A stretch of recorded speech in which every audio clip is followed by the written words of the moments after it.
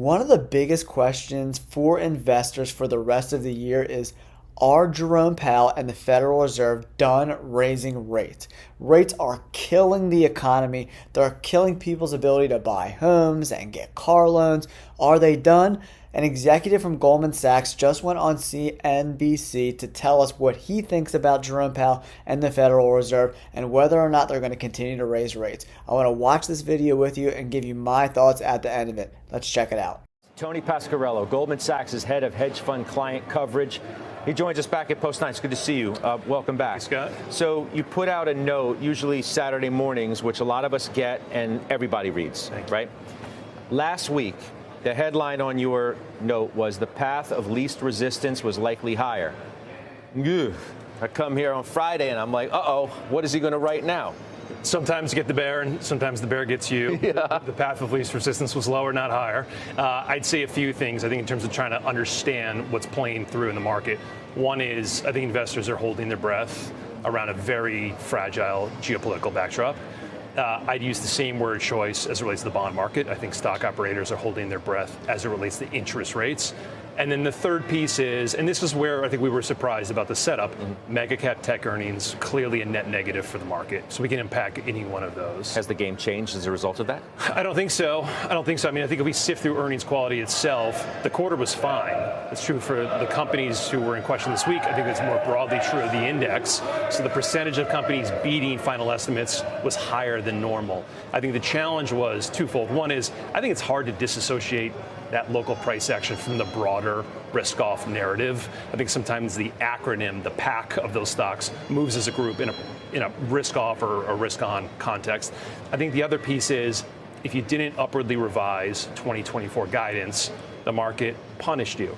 On net for S&P and NASDAQ, that estimate hasn't come down. It simply hasn't gone up. And again, I think the bar was higher for those stocks than we realized. One of the telltale signs of a dicey market is when earnings come in good and stocks still go down.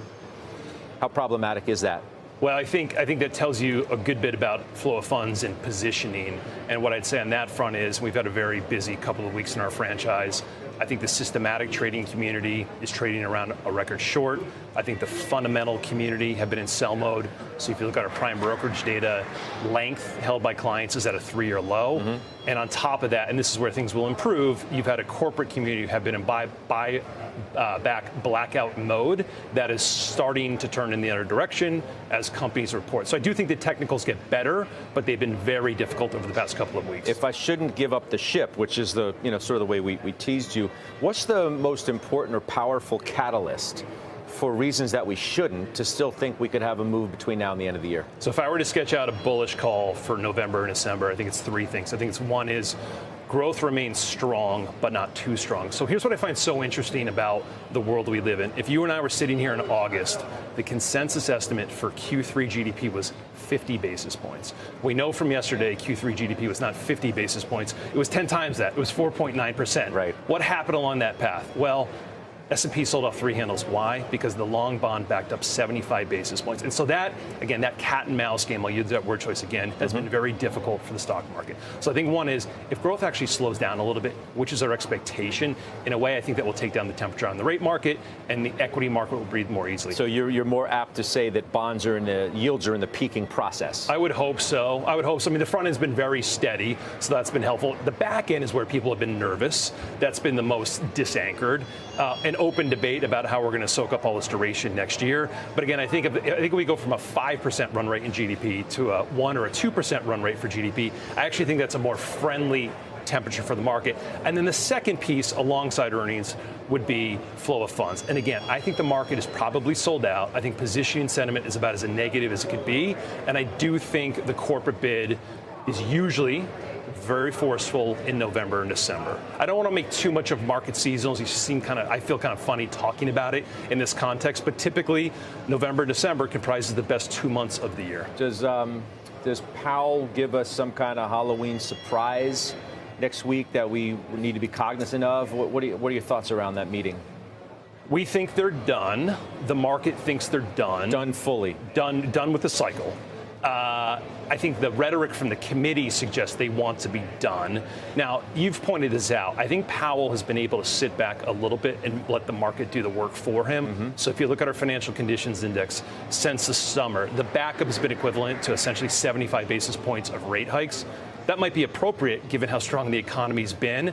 A lot is going to happen between the November and the December FOMC, certainly as it relates to the geopolitical backdrop. We have a refunding announcement. We could have a government shutdown, although that is not our view. My guess is he plays it pretty close to the vest and, again, lets the market do some of the heavy lifting for him. I hope you all got as much out of that interview as I did. Tony did a great job breaking down the current landscape for interest rates and the stock market. I have to agree with him that geopolitical concerns are the most important thing to investors right now, and this fear is keeping them out of stocks and pushing them towards bonds.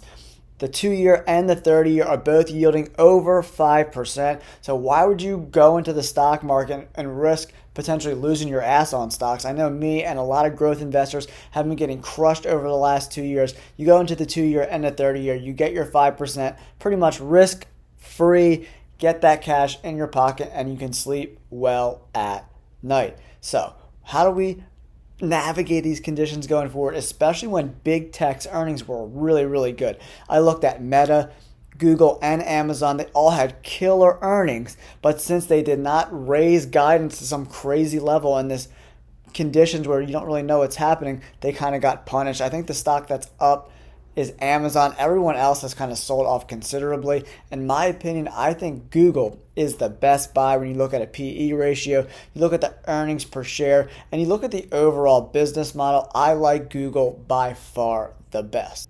Tony did mention that corporations are in a buyback blackout mode. And if I'm an exec for a big corporation, buying back stock now seems to be way more attractive than potentially chasing it in November and December when a run-up happens.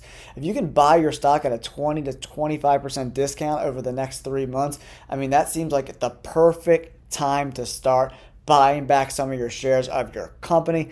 I like this idea.